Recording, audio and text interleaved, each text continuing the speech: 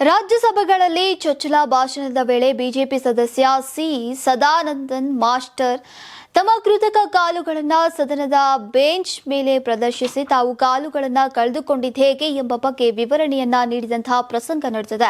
ರಾಷ್ಟ್ರಪತಿಗಳ ಭಾಷಣ ಮತ್ತು ವಂದನಾ ನಿರ್ಣಯದ ಮೇಲಿನ ಚರ್ಚೆಯನ್ನ ಆರಂಭಿಸಿದ ಮಾಸ್ಟರ್ ರಾಷ್ಟ್ರ ಮತ್ತು ಜನರ ಮುಂದೆ ಪ್ರಜಾಪ್ರಭುತ್ವ ಅಂದ್ರೆ ಏನು ಅನ್ನುವುದನ್ನ ತೋರಿಸೋಕೆ ಬಯಸ್ತೇನೆ.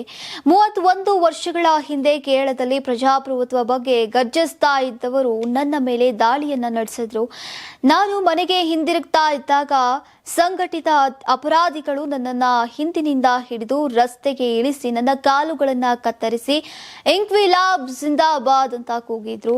ಸಿಪಿಐಎಂ ಕಾರ್ಯಕರ್ತರು ನಡೆಸಿದಂತಹ ದಾಳಿಯಿಂದ ಉಂಟಾದಂತಹ ಅಂಗವೈಕಲ್ಯದಿಂದಾಗಿ ತಾನು ರಾಜ್ಯಸಭೆಯ ಮೊದಲ ಭಾಷಣವನ್ನ ಕುಳಿತುಕೊಂಡು ಮಾಡಬೇಕಾದಂತಹ ಸ್ಥಿತಿ ಬಂದಿದೆ ಅಂತ ತಮ್ಮ ಕೃತಕ ಕಾಲುಗಳನ್ನ ಪ್ರದರ್ಶಿಸಿದ್ರು.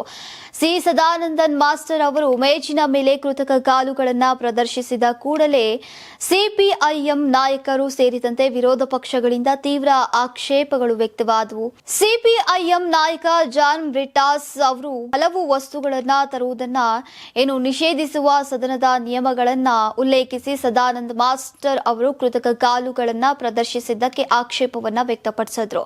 ಇದಕ್ಕೆ ಪ್ರತಿಕ್ರಿಯಿಸಿದಂತಹ ಸದಾನಂದ ಮಾಸ್ಟರ್ ಪ್ರಜಾಪ್ರಭುತ್ವ ಅಂದ್ರೆ ಏನು ಅನ್ನೋದನ್ನ ತಾನು ರಾಷ್ಟ್ರ ಮತ್ತು ಜನರ ಮುಂದೆ ತೋರಿಸೋಕೆ ಬಯಸ್ತೇನೆ. ನೀವು ಯಾವಾಗಲೂ ಪ್ರಜಾಪ್ರಭುತ್ವ, ಸಹಿಷ್ಣುತೆ ಮತ್ತು ಮಾನವೀಯತೆಯ ಬಗ್ಗೆ ಮಾತನಾಡ್ತೀರಿ, ಆದರೆ ನಿಮ್ಮ ಬದ್ಧತೆಯು ರಾಜಕೀಯ ಹಿಂಸಾಚಾರವನ್ನ ಆಧರಿಸಿದೆ. ಇದು ಪ್ರಜಾಪ್ರಭುತ್ವಕ್ಕೆ ಒಳ್ಳೆಯದಲ್ಲ ಅಂತ ಹೇಳಿದ್ರು.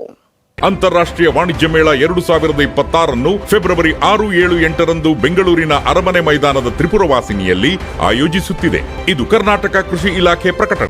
ಯಾರಾಗ್ತಾರೆ ಎಂಎಲ್ಎ ಅಭ್ಯರ್ಥಿ 2028 ಶೀಘ್ರದಲ್ಲೇ. ಪ್ರತಿದಿನ ಒಂದೊಂದು ಕ್ಷೇತ್ರದ ಟಿಕೆಟ್ ಆಕಾಂಕ್ಷಿಗಳ ಸಂಪೂರ್ಣ ಮಾಹಿತಿ ಪೊಲಿಟಿಕಲ್ ಜರ್ನಲಿಸ್ಟ್ ಕೆಎಂ ಶಿವಕುಮಾರ್ ಅವರಿಂದ. ಕರ್ನಾಟಕದ ನಂಬರ್ 1 ಡಿಜಿಟಲ್ ಮೀಡಿಯಾ ನಿಮ್ಮ ನೆಚ್ಚಿನ ಕರ್ನಾಟಕ ಟಿವಿಯಲ್ಲಿ ಮಾತ್ರ.